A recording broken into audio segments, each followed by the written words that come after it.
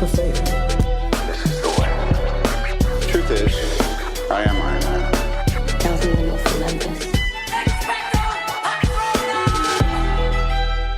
Hello, everyone, and welcome back to Film Optix, brought to you by the Drive-In Podcast Network, where we discuss film, TV, and all things pop culture related.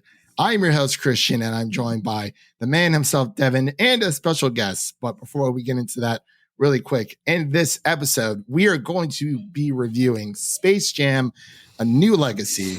And before we begin today's podcast, you can listen to our show on podcast platforms, around the internet. And if you're a new or seasoned listener to the show, we would love to hear from you guys. Follow us on Instagram and Twitter at Film Optix. Again, that is Optix with an X. And let me actually introduce our first guest, to the show ever. This is Patrick. How are you doing? How do you pronounce your last name really quick? I just want to make sure. Oh, just do it just like Warren Beatty. It works just the same. Thank you so much for having me, guys. This is awesome. No problem. Congratulations. I will take that. So how's your week been, man? And it's only Tuesday for everyone. It's been good. Feels like a long week. I've been listening to some Film Optics, to be honest with you. I've been catching up on. I listened to last episode, which was the Netflix film that came out this weekend with Karen Gillan. Gunpowder Milkshake. Yeah. I watched that last night while I was eating chili and depressed, and I was like, "Am I in a fever dream? This is the weirdest movie you could watch if you're like half asleep and you're like, what just happened? There's a bowling alley." But yeah, you guys, I love your stuff and your back and forth, and I'm excited to be on to talk about Space Jam. Oh, thank you so much for the kind words. Welcome to the jam. Yes, of course. Welcome to the show. Devin, how are you doing today, man? You're back in the OHIO, I see. I am back in the hometown. Just like LeBron, feel? I came home. Oh, but see, LeBron left for good, but they could have read that into the movie. But he came back. That is very, very true. But yeah, man, it's crazy. So this, for everyone out there listening, this is my third Space Jam review. I did a written review for In Session Film. I was a part of there. And it was also a part of In Session Film's podcast where we talk Space Jam 1 and 2.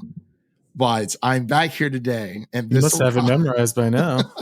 I don't know about that. I've only watched it twice. I'm telling him he should go the exact opposite in this one and just go complete whatever he was saying. Just say the exact opposite.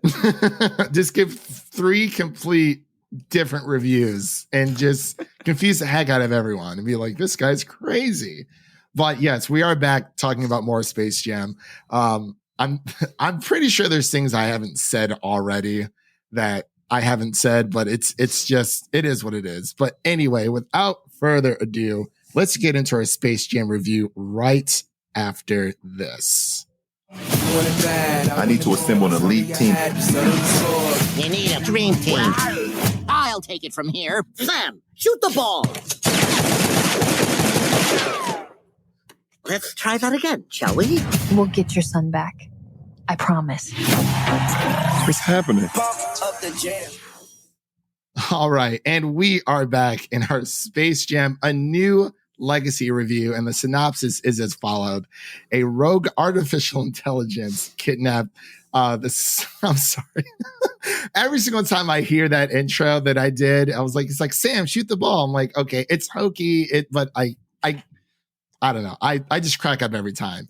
Anyway, an artificial intelligence kidnaps the son of famed basketball player LeBron James, who has to work with Bugs Bunny to win a basketball game. Oh my gosh. Yeah. Another basketball game with the Looney Tunes gang. And in this review, of course, we have LeBron James playing as himself, directed by Malcolm D. Lee, and written by a few people, around 4 to 5 writers. But for the sake of time, Justin Taylor and Keenan Coogler. And this film, like I said, stars LeBron James, Don Cheadle, Zendaya, and more. So, man, oh man, this review has really been, a lot of critics have been dragging this through the mud like crazy. But since I've talked about this for a bit, I'm going to take a backseat for a second here. Devin, actually, no, let's start with our guest, Patrick. What are your initial crap. thoughts? Can you swear in this? I'm sorry. We're trying to move away from it. So yeah, if shoot if the you ball. can help I yourself. said shoot. Yes. Okay, there you go. There you go. Jam. Shoot. There it is. Well, yeah, Patrick, let everyone know your initial reactions. Okay, so here's my thing. With Space Jam: A New Legacy, I definitely, after seeing it the first time, was not as harsh as what Twitter and social media ended up being over the weekend. However, it's not to say that some of the criticisms aren't a little more warranted than maybe some people would give them credit for. For instance, the marketing, the let's just make this an HBO Max ad, pretty prevalent. And like, I really hated the Emoji Movie. And for some reason, I just didn't hate this one as much. I don't know if it's because I like the first Space Jam and this had like the nostalgic feel. And it's like, oh, cool. When are you ever going to see the Penguin from Batman Returns front and center just staring you in the face? He got a lot of screen time. That's so much. And Mr. Freeze too, but no DC Universe characters aside from Wonder Woman. I don't know if anybody else noticed that. They really hate their universe. Oh, like in the crowd. Yeah, they had I feel Justice League, but there was nothing that was like Zack Snyder's created stuff. Even Wonder Woman was animated instead. Yeah. No, it wasn't even voiced by Gal Gadot. That's so weird. I think it was Rosario Dawson, I believe. Yeah, I saw that. Yes, and she has voiced her before and kills it too. But I'm sorry, like, I don't know. I think this was a good film for kids, but if you're going in thinking like, I'm excited to be pleased as an adult watching this movie, you're probably not going to get that, but you'll probably have some fun jokes. Like the Mad Max joke had me rolling. Like that was amazing. Okay. All right. Devin, I'm going to guess pass it over to you. Yes. You know me, I'm a big LeBron fan. So I was kind of looking forward to this going into it. And I have to agree with what Patrick said. He nailed it with the, it's a kid's movie. Like at the end of the day, we have to remember that it's made for kids. Like as much as we want it to be made for us because of the nostalgia for the first one, it's really not for us. But as far as the whole Warner Brothers advertisement complaint, it's definitely prevalent in the movie. But I kind of found those to be the more enjoyable parts. Like when they were going through the different planets of the different like franchises they have. Like I thought that was pretty fun. It's kind of like that Fairly Odd Parents episode where what was it called? Where they went through the TV and going through the different shows. Yeah, I know what you're talking universe about. Yeah. they went into? It was an old school like special. I know exactly what Devin's. I can't remember what it's called. Yeah, I know. Yeah, but I know exactly what you're talking about, and I have to figure out what that was. Fairly Odd Parents is still going strong, apparently. But for my initial thoughts, I actually do disagree with how it's just made for kids, because the way I see it is that you put LeBron James in this movie. Not even. Let me back up for a second. So obviously this is the second Space Jam, and the first Space Jam, the idea was there because of a commercial with Bugs Bunny playing with Michael Jordan. And then you make the movie, it, does its job. 90s kids love it. And then you hear another one's coming out. It's been, I think it came out in 97, I believe. So it has been some time since we've had another Space Jam. And I just feel like they're like, hey, like, remember the first one? Well, we're going to make another one. Obviously, the nostalgia kicks in with all the 90s kids. And the fact that it is LeBron James, and like a lot of kids today did not grow up with LeBron James. Like, our generation, millennials and 90s kids, we, remember the 18-year-old playing for the Cleveland Cavaliers, moving over to, the Heat, going back to the Cavs, winning that championship.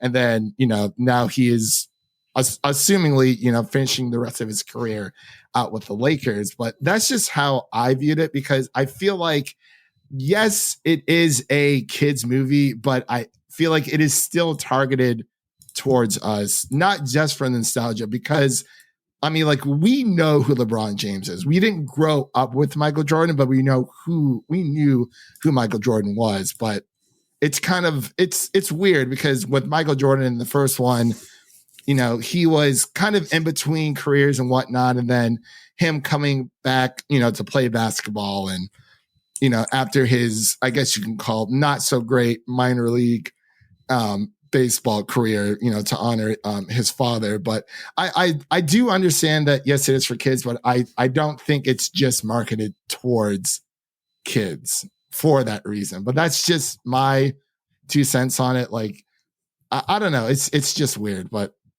I guess that's because all of the characters that you're seeing in the back, like I said, I loved the Penguin. What kid is watching that being like, oh, Danny DeVito Penguin, awesome? Like it's clear that like the Clockwork Orange stuff, even the reference to can we reference anything potentially?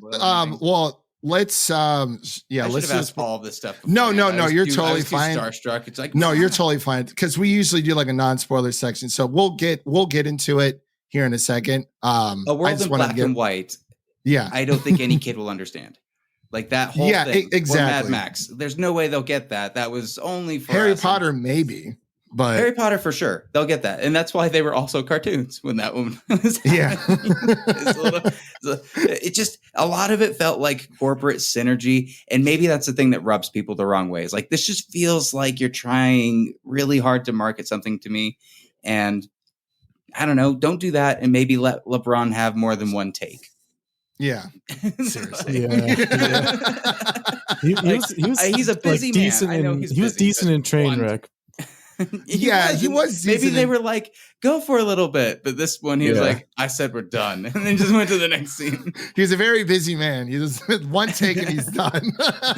That's why majority of his take. Like I was watching, oh my god, Screen Rants, the pitch thing that they do back and forth, and they're like, oh yeah, look, LeBron's a busy man. Like we can't do more than one take, and the reason why majority of the film, or at least the first like half of the film, is animated is because it's easier for him to do like an entire day's work within like an hour or two versus actually acting everything out on the human side. And it's like, I thought it was I literally just got done watching it and I was just dying of laughter. I do think the animated parts are definitely the strongest parts. Yeah. The draft day sequence was the best. Yeah. Like Rick and Morty thing, it didn't freak me out Sonic style. Like it worked. Yeah. It worked pretty much in the same way that Detective Pikachu did. Like nothing was terrifying. Yeah, I think that went pretty smoothly. Yeah, I was going to ask you guys, before we get into spoilers, what did you think about the 3D versus 2D? Because obviously, this is, for a newer generation in a way. And it's, it's more that, hey, we don't see a lot of like hand-drawn or just 2D animation films or TV shows that much anymore. And it's like, the Looney Tunes. And I'll get into that when we get into the spoilers because I'm getting way ahead of myself. Is there anything else you guys wanted to touch on, like from initial reaction before we get into spoilers? Don Cheadle was great. He was my MVP for the whole thing. Like he basically carried the entire movie, to be honest. Yeah, he kind of had to. We're like, we need a skilled actor in here to. He was like, easy gig. I get to work with LeBron. How many lines do I have? Right. Yeah. And I will say between the new Space Jam and the older one, the major difference, like, yes, the new one has a more structured story, but it does feel like the Looney Tunes are a second rated character. It is more about LeBron and his family. Whereas in the first one, the Looney Tunes were on the forefront.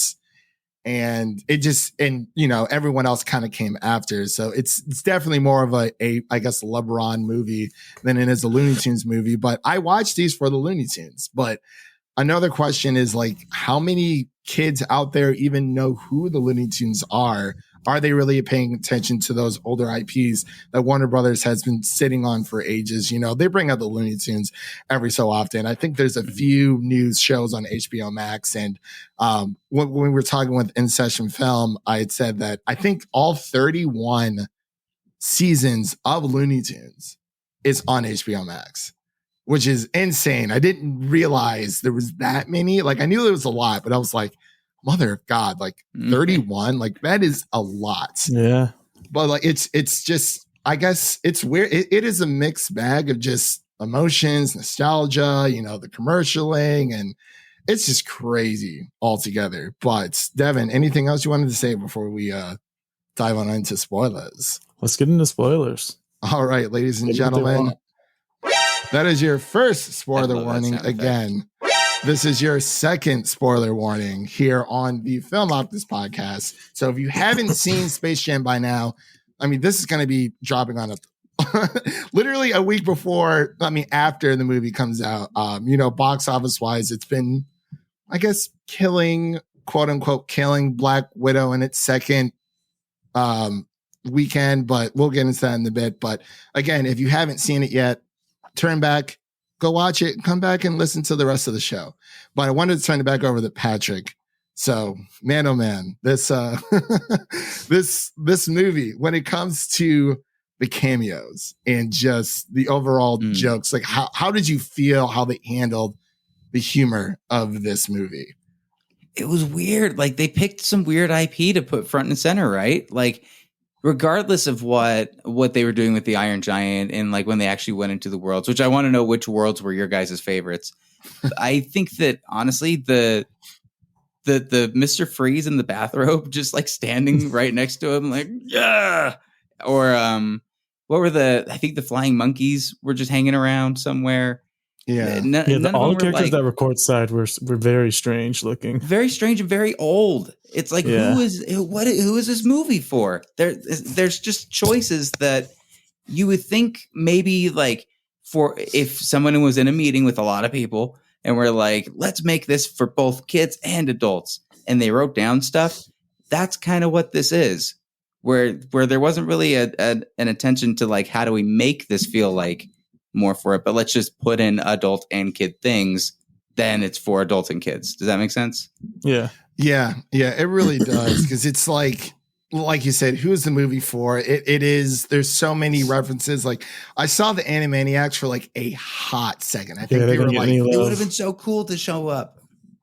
That's what I was hoping this entire time. Like leading up to this movie, I was like, oh my gosh, the Animaniacs have to make some kind of like funny cameo because the resurgence of the show, it's back. It's on Hulu. It's fantastic. Like, why would you not? I understand it's Steven Spielberg's Animaniacs, but it's the Warner Brothers and the Warner Sisters. So why would you not? But like, much like every Warner Brothers property, they are underutilized. Yeah, and I mean, going through, I think Bugs Bunny called it Draft Day when he's like LeBron James is like, oh, he's like, I have to save my son, and he has a stacked cast of like who he wants on his team, like the Iron Giant, King Kong, Superman first pick. Yeah, Superman first pick. There you go. And it's just Bugs, as we find out, he is the only Toon left in Toon World. Algae Rhythm. Algae Rhythm. That name. It's just, yeah, it's a name. That's the one thing I was like, I can get with this. Like, I'll go with this for sure. Don Cheadle, you're having fun.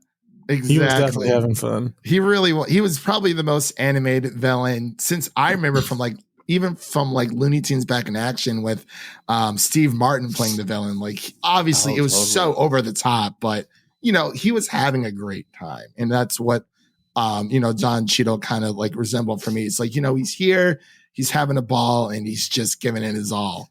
But I really like how it's weird because it's almost as if Warner Brothers is like, hey, like we know that our audience kind of like forgot about the Looney Tunes. Bugs is the only person left in Toon World, and Algae Rhythm is kind of like, I guess, encourage all the other tunes to move on to other properties.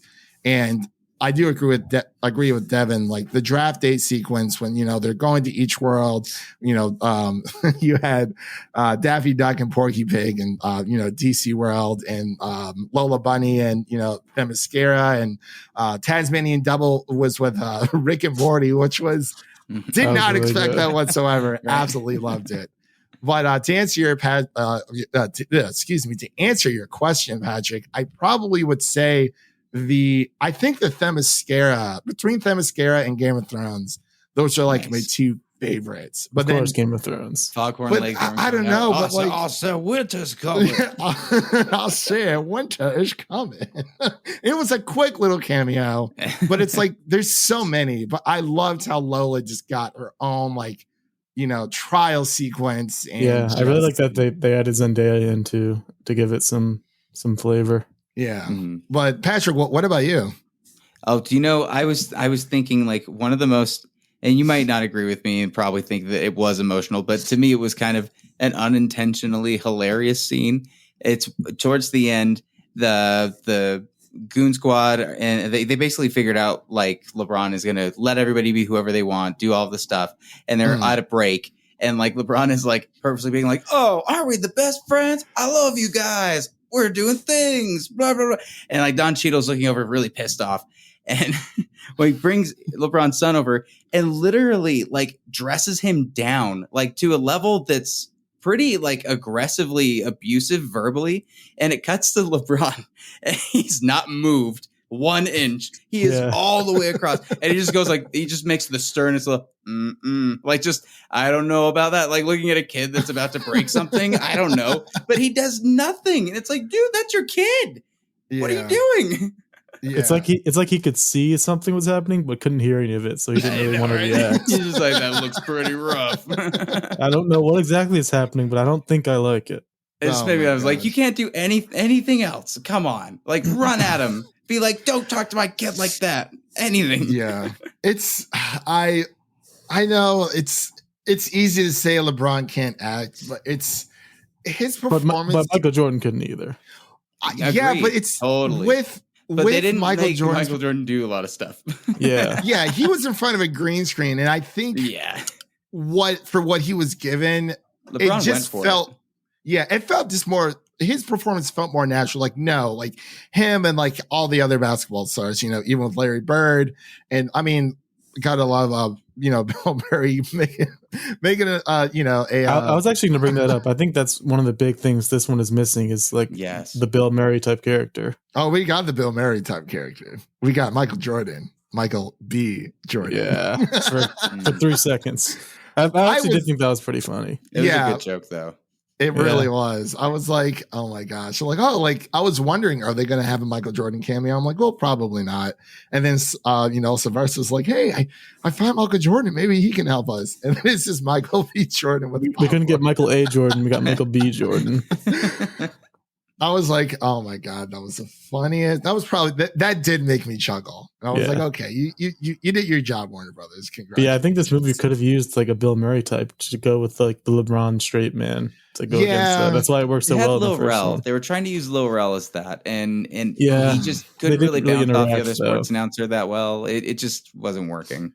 I like the Warner Brothers security guard when his brother's like looking for LeBron and everything, and he's like, "This guy's invading my personal space, and he lost LeBron." I was like, "Oh my gosh, it's over the top," but I thought it was kind of funny. But it's just I do agree with you though, Patrick. It's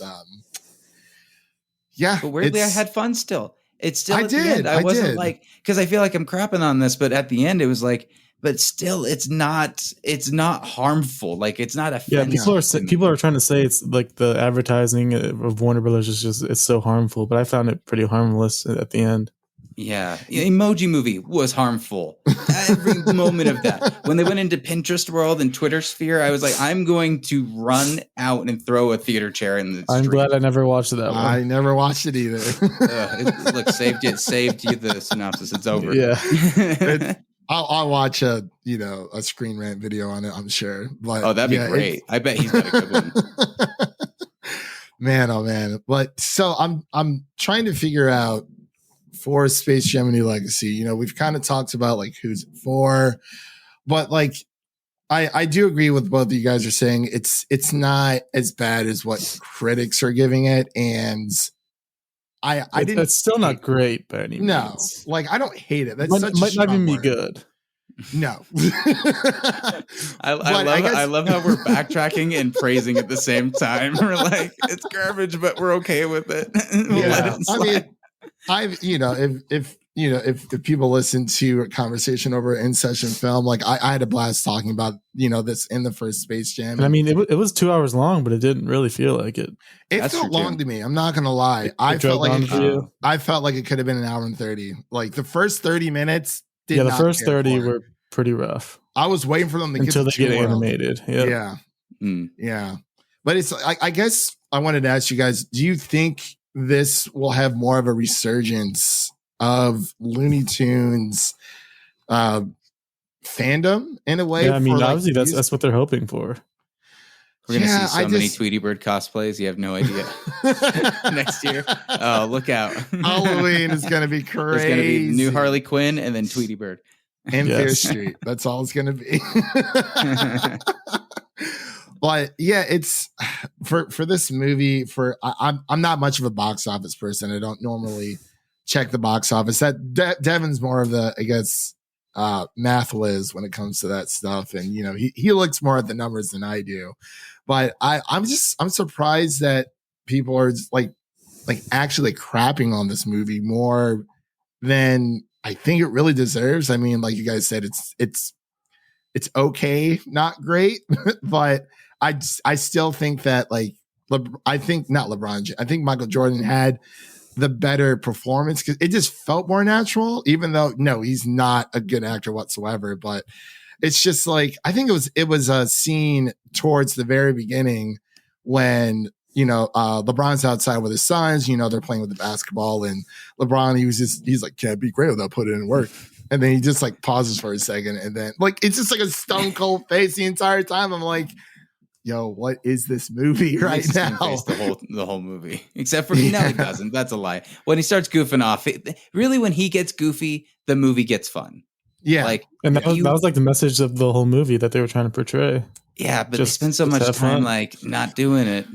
Yeah, maybe if they did it earlier, I don't know. Maybe a minute he got to Toonville, he regained how much he loves being weird and just kept going. But then the game came up, and he's like, "All right, got to be serious again."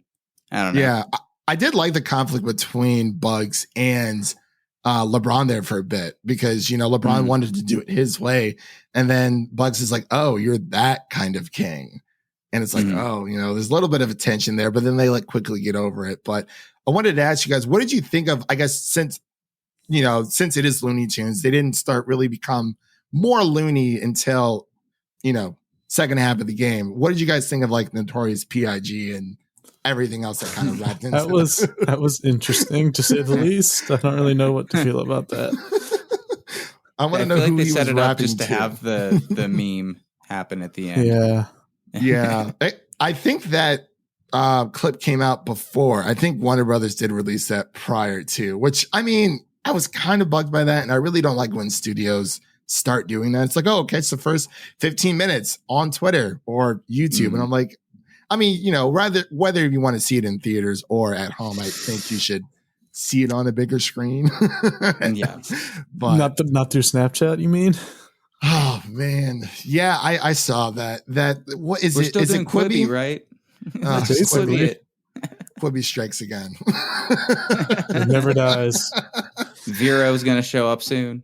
Zack Snyder's favorite media. Why wasn't platform. that the screener for Justice League?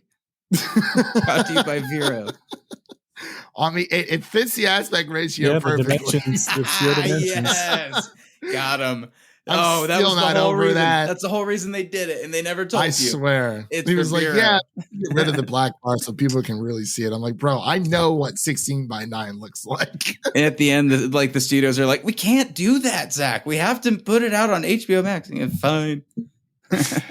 Even then, I was hoping that that movie was full screen. I can see everything. It's like, nope, it's just getting black bars. And I'm like, that's honestly fine. I mean, I get it. It's an IMAX screen, even though I don't have an IMAX screen at home. It's fine.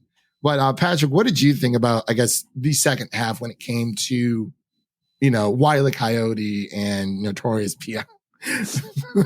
Wile E. Coyote's moment was my favorite, I think, where he loaded up the stuff and put the seeds on the button for Roadrunner to show up and just start going crazy. Yeah. And then there's one shot that's underneath him where he's just looking as all of the basketballs are going over him, and he looks like just this mad titan that's watching chaos ensue. He's so proud. That was one of my favorite shots of the whole movie. Like, okay, that's awesome. That's cool. Yeah. The rest was really good. Grandma had a lot more stuff, I feel like, in this movie than she had in any of the other ones. I actually forgot she was a thing until this movie. They really relied on Granny getting a lot of stuff. Yeah.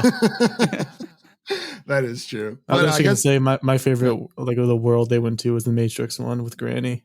Oh, yeah, I forgot to ask you, Devin. I'm sorry, that was my fault. Yeah, that one was great, just because I don't know. I really love how they kind of just like warped everything. It's like, hey, like let's cross over our IPs just because we can. Like it was a really, really fun moment. Like, unfortunately, I did see a little bit of the Roadrunner Wile E. Coyote scene on Twitter prior because, with it releasing on HBO Max, there's always going to be piracy and, people releasing certain clips of the movie. But I was really glad that the Granny, Speedy Gonzalez scene didn't get ruined because I thought that was really, really fun. Yeah.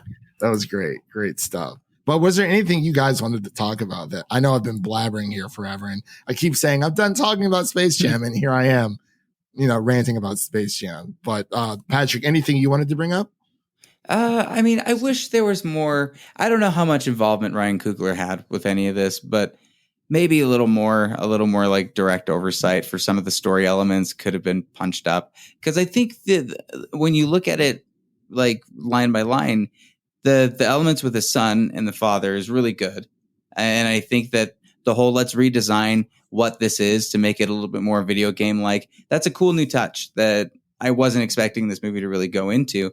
But the point system, I have no idea what the stakes are in this game anymore. And that's the other thing about that on screen. Exactly. It's like, I have no clue. And I said that right after the movie too. It's like, there's no way that I felt like they were in danger at all, because if you did a floopty and then bounced on someone's head and like, I have no idea. It was like, whose line is it anyway? Yeah, that is true. It's still, enjoyable somewhat for a watch. It's not something that you will feel horrible leaving. All right, Devin, what about you? I guess one other thing I wanted to bring up was just the soundtrack, because obviously when you talk about Space Jam, you got to talk about that soundtrack. But for this one, there wasn't much. It feels like they could have gone a similar route as the original, where they kind of just get a bunch of artists and have them make these somehow iconic songs for the movie. Like, obviously, I Believe I Can Fly Like an Eagle. You got Space Jam, obviously. They kind of did that like in the trailers leading up, but it wasn't really prominent like in the actual films itself. It was very, very strange. But like I've been listening to the original Space Jam soundtrack. It's just so freaking good. I don't know what it is, and it's this movie. Like you guys keep saying, it's just I don't think it deserves as much hate as it's getting. Like, no, it's not that great. But you know what? The first Space Jam wasn't all that great either, to be completely honest. But I guess I wanted to ask you guys really quick. So how was your viewing experience? Patrick, did you watch this at home or did you watch in the theater? In theater. In theater. How was your audience? Like, how did they react to it? Because I heard some people gave it a standing ovation. Like the things that are quick for someone to remember, like, oh, we're in Mad Max. It was really fun. Or like anytime they went into the worlds, it was really good. When they turned at the end, most people were pretty up for it. I think it's what you both are saying, the beginning stretch of this where they haven't gone into the universe.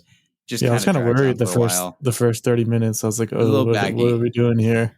Yeah. I mean, everyone's waiting for the big game. That is what everyone's waiting for. And, we knew they were going into that 2D world. And I actually would have been okay if the tunes were just 2D the entire time. Cause like that is just classic Space Jam, classic Looney Tunes. The CGI, it felt a little bit animatronic.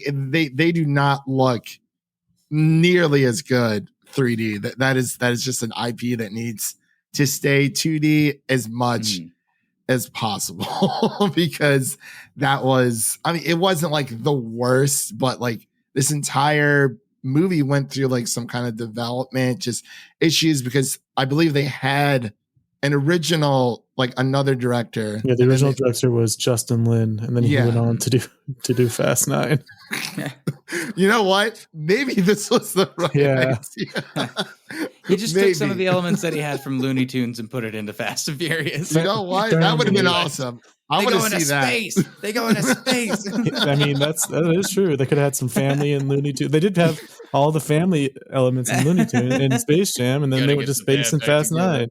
Yeah, they kind of just reversed the the roles there. It's pretty. I would good. love Vin Diesel to try a Bugs Bunny impression and say family. No. Well, oh my God. Well, did you guys hear that they're thinking about putting The Rock in for if they're going to do a Space Jam 3? And like, I didn't see that. oddly enough, I would want to see that. Can he be over in a jungle? Yeah. Because he's always in jungles. That needs Yeah. to be where he Looney goes. Tunes back in action. Forget Space Jam. Let's do Looney Tunes back in action 2 with The Rock. I think. And Kevin Hart. And Does Kevin he have to Hart. train King And- Kong? Yes. He beats King Kong. Flip each That I other would off. actually, that I would actually go see. I would go see that for sure. The Rock, Looney Tunes. Apparently, back in action. like after the original Space Jam, they wanted to do like a skate jam with Tony Hawk. Yeah. And Oh, a golf what? That'd jam be with Tiger cool. Woods.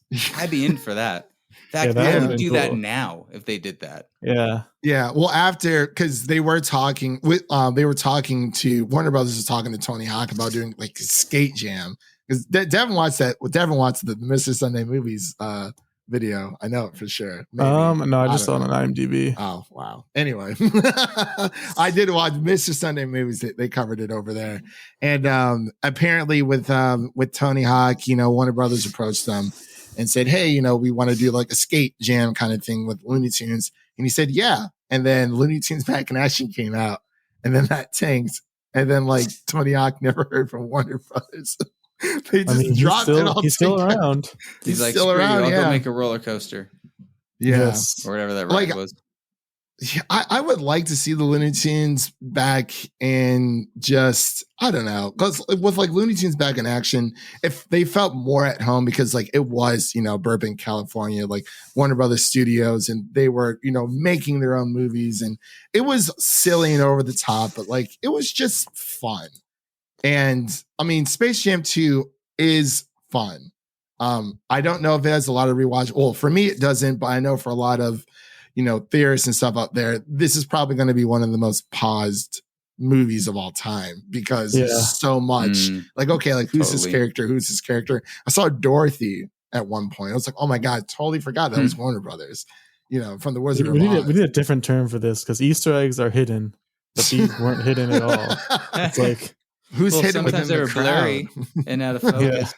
Very blurry. Who's like, hidden within the crowd, Devin? That's the real like emu question. eggs or something. Just giant, noticeable. It was weird. Like when I saw that Pennywise, I'm like, that is not. Yeah, natural. that does The not orange, belong. the Clockwork Orange. Yeah, that one also very the does not weirdest one. It's belong. like, why are they there? And why does everybody feel like they're a Grand Theft Auto like character just wandering? Because nobody's being themselves, right? They're all just like crazy sports fans invested in the crowd game. was just so strange. They weren't doing anything. It felt like you were playing Madden or something, and they were just kind of like, hey, and that's it. But like, you had like cool if Freeze Dom was and doing the Goon stuff. Squad. Yeah, that is very true. But like, What if they all what did you guys? I don't know. That or like, because like half of the crowd was like Warner Brothers IP property, and the other half were like actual humans, and then you had Let a Dom. war begin. Exactly. You had Dom come in. He's playing for the Goon Squad, and I actually wanted to ask you guys about what did you think about that whole, from the aliens who kind of make a small little appearance, but 2 little reactions and that's it. Like they just 2 small little cutaways. But Dom's playing against his father and he's trying to win. I'm like, well, you realize if you win, everyone here is stuck, and then the tunes get deleted. So it's like, was he playing to beat his dad or just to like try to spend some quality time with his father? It was kind of weird. I wasn't very clear. He was just a about that. confused little kid, I guess. I guess so. But what did you guys think of the Goon Squad? I kind of liked them. I kind of liked the designs they went with. It kind of matched the actual players that they were using. And like how it's kind of like a recruiting pitch for LeBron to get more teammates. It seemed like. Of course. What about you, Patrick? I honestly didn't know the players. So I was like, they're cool. But I don't think they beat the original for me, the Monstars. When they showed up in that little cameo, that made me so happy. Yeah. It was nice that they were there. It's like, oh yeah, they are technically Warner Brothers property. It's just, I don't know if they haven't been in anything besides Space Jam. I think they were created for that purpose. Mm-hmm. But it would have been really cool if we saw Danny DeVito's character. That would have been hilarious. playing the Mount Moron goon over there. But yeah, man, wow, 40 minutes talking about Space Jam 2. I didn't think I had this much left in me. I'm at so all. sorry. No, you're totally fine. I wanted to push it back to you guys. If there's any lingering thoughts you guys had before we get into our scores and get on out of here. I need to rewatch the original. It's been a while. You didn't watch it before? No, I probably should have. Oh, yes. It's very short. Neither did the director. Like apparently Yeah. he actually did did not know hear anything that. about it. I was like, how are you going to make a Space Jam I could see movie? that being intentional though, because they didn't want to just do a But it's also reskin of tough the to original. defend him. Yeah. It's like hard to defend you, dude. Like, yeah, your movie, it feels like it. Let's be honest. It feels like you haven't watched, but like it's not the worst out there. Not the worst. It's got some heart. I've seen worse movies this year. So, Oh yeah. Tom and Jerry. Speaking of Warner Brothers, I think that was definitely worse. Yeah. were they that in? one. They had to have been somewhere in that crowd. That would have been, maybe. I don't know. I forgot. Yeah, That- they are. I can't believe you brought that movie up. I forgot Yeah. that movie. That one was painful. PTSD took me away from it, but Yeah. wow. You guys didn't get the Tom and Jerry Zack Snyder cut. You guys didn't tune in for that. Very different. I clicked on it to check and I got so mad. I was like, no, it's still Tom and Jerry. I was mad. I was at the gym and Zach Pope texted me. He's like, dude, check this out. And I was like, oh, I'm like, crap, man, I'm at the gym. And I tried it when I got home. I'm like, no luck. No luck whatsoever. But yeah, between Tom and Jerry, and I think I watched Earwig and the Witch. It's a Studio Ghibli film, unfortunately. It's more of a movie for TV. And it was just, I think that and Thunder Force, it was just Oh yeah. bad. Oof. That was So rough. definitely everyone out there listening, go check out Space Jam. A New Legacy. Regardless of our thoughts, we're just giving our thoughts here. And, we did enjoy it. I watched it twice, so I can kind of gather my thoughts a little bit more. So I'm not just going off in a blind rage on Twitter saying, oh my God, this movie's terrible, blah, blah, blah, blah. But anything else you guys wanted to touch on before we get into our scores? I guess we can include it with the scores, but I guess just, do you think it was better than the first or worse? Nah. Oh, Yeah. If I have to I don't go back think it's to better one, than I'll the go back first. to the first. Yeah, It's like just nostalgia. Yeah, nostalgia, Bill Murray, and the soundtrack. Those are the big three for me. Like, Yeah. that's the difference. Yeah, the movie was was not perfect in any sense of the word. I think there's a lot of people out there who hold it to a higher regard than what it is. But even with the whole like Lola Bunny thing, like I think they did a good job with it. Moving forward, they kind of just like glossed over it. Anyone like- miss Pepe Le Pew? I did miss Pepe Le Pew. If you I got the really Clockwork did. Orange Boys in there, just put Pepe Le Pew in. Yeah. Well, how was- do they cancel him but not It's a Clockwork it's a Orange weird guys? double standard. Yeah, because there was an entire article with Pepe Le Pew with like I think the like granddaughter or one of the relatives of the original creator of Pepe Le Pew, and they were actually defending Pepe, saying that like for that time it was just him pining over a woman, and of course he never got her. And even with Lola in the original, like I guess, people say that she's sexualized, but like she does push back when it comes to, people are calling her doll. Bugs Bunny was calling her doll. Even with the Monstars, she kind of asserted dominance and said, hey, that's not who I am type of thing. And that's what I really like about Lola Bunny is that she is more independent. She is herself. And I definitely prefer the new look. It's yeah, I do. Not as weird. And Yeah. do you know what's I really stupid about those people that have got I'm going to sound off about all you creeps that Yes, deserve to be please in do. horny jail for all your stuff. Because holy cow, she still has the exact same form. Nothing has changed from the first. She just doesn't wears have a crop top. That's it. She's just wearing a uniform that's the Yeah. same as everybody else's.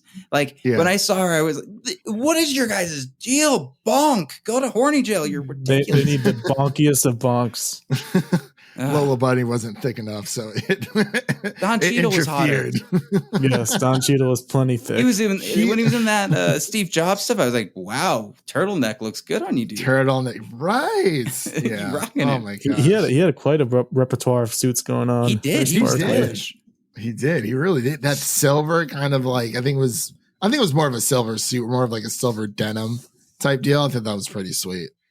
But yeah, to answer your question, yeah, Devin, I think the first one it is better for nostalgia, but this will be someone's nostalgic, movie out there, little kids. For me, I sat next to like a bunch of like, I'm assuming they were in high school or something. They literally talked to the entire movie, which was kind of annoying, but that's the reason why I wanted to watch it again at home. But I felt like this is more of an at-home movie, at least for me. Not saying that you shouldn't go see it in theaters. Definitely support your local theaters when you can. But I think I had more of a better time watching at home just because it was just me. I didn't pause it at all. I watched it all in one sitting. It was little distractions. I didn't want to be like that guy and be like, hey, can you like please shut up, whatever. But it is what it is. But let's get into our ratings, Patrick here. So Patrick, what would you rate Space Jam: A New Legacy? We do, the grade rating scale, A-, B+, all that jazz. And you can kind of convert it into your Letterboxd score if you want. It's very hard, by the way. I've tried it, but yeah. No worries. So your ABC score, right? I'd probably go for this either a B- or probably no. Yeah, that is hard to convert. Shoot, you messed it. I messed it up already. I'm sorry. Okay, I'm gonna go C-. Okay, C- or D+. Okay, all right. It'll depend on how I feel like when it comes to these movies. You have so much social opinion that it's very hard to be like, this is my rating for now and forever, and I'm gonna hold to it. So I think if it's going to dip, it's going to dip more into the 5. Like for me, I do the 10, so 5.5 out of 10. So okay, I'd probably go C-, D+. Okay, Devin. Yeah, I'm right around that range. Probably more of the D area. Just kind of not the best, but also not as horrible as everyone wants it to be. Okay. For me, it actually is sitting at a solid C-. That's the grade I gave it over on the In Session Film website. Definitely go check out my review there if you're more of a reader out there. But yeah, C- for me. Like I said, the draft day sequence was just by far the best part. Everything that was like 2D animated, I ate up, and it's like, and that's another reason why I feel like this movie is geared towards like people our age as well as as kids, because you had the 2D part. A lot of kids nowadays, if it is 2D, it's very, very rare, but like they are used to more of the 3D animated space when it comes to a lot of these things, and trying to appeal to both audiences. I feel like that's what this movie was trying to do. But, kids, I'm sure, are loving it if they are watching it. I don't know how many kids are watching this over, 90s adults, because, 90s nostalgia is very, very powerful. They'd rather watch a Clockwork Orange, it seems. Or I guess for Warner Brothers is like, I'd rather watch what's behind there. Exactly. But yeah, C- for me, like it's okay, not great, but I definitely recommend people go see this movie. But that pretty much concludes our review of Space Jam: A New Legacy. Just wanted to thank Patrick again for coming on to the show. We'd definitely love to have you back. But before we get out of here, we'd like to give you a chance to, do your social plugs, tell everyone where they can find you and what's coming up review wise for you. Oh, awesome. Well, thank you two so much for having me on. Seriously, I have loved this and hope to be back. Hopefully I didn't talk over the entire time. No, you can check out my podcast, Gaggle of Geeks. We're on Instagram, on Twitter. Also Patrick Beatty Reviews on Instagram and Twitter. We've got Old coming up tomorrow, the Old screener. So I saw a couple tweets that have got me a little bit concerned. And it is M. Night Shyamalan. A little disappointed. He is very 50-50 for me. Yeah, so we'll see what happens there. But thank you again so much for having me. No problem at all. Devin, you want to plug anything? That's your job, buddy. All right. And of course, here on the Film Optix podcast, you can follow us on Twitter and Instagram. Again, over at Film Optix. That is Optix with an X. What's coming up on the pod, Devin? We have Old. We're gonna getting old. Yeah, we're getting old. Damn it. we have all that we're probably going to be reviewing later on this weekend. They'll be up sometime next week for you guys. Follow me over at Music City Nerd as well, because that's usually where I actually push all of our content. It's just easier for me. And we also have our Green Knight review that we're going to be covering. And within the next few weeks, we have Marvel's What If series we're going to be covering here on the pod, as well as Suicide Squad. Man, oh man. It's getting very good reviews. Yes, it is. Yes, it is. We're starting to get into that, holiday, fall holiday season of movies, and, Dune's coming out October 22nd. I'm like, oh, it's almost here. Like we're almost done with summer. Just, another month and a half or so. But those are everything that's coming up in the podcast. Again, follow me over at Music City Nerd to kind of stay in the know with that, and as well as Film Optix. But let's get on out of here for today. And that's a wrap for today. Thank you all for listening. And if you enjoy the show, we greatly appreciate it if you can leave us a 5-star rating and review on Apple Podcasts, and follow us on Twitter at Film Optix. That is Optix with an X, to stay in the know. That was Devin. My name is Christian, and we'll see you guys in the next one.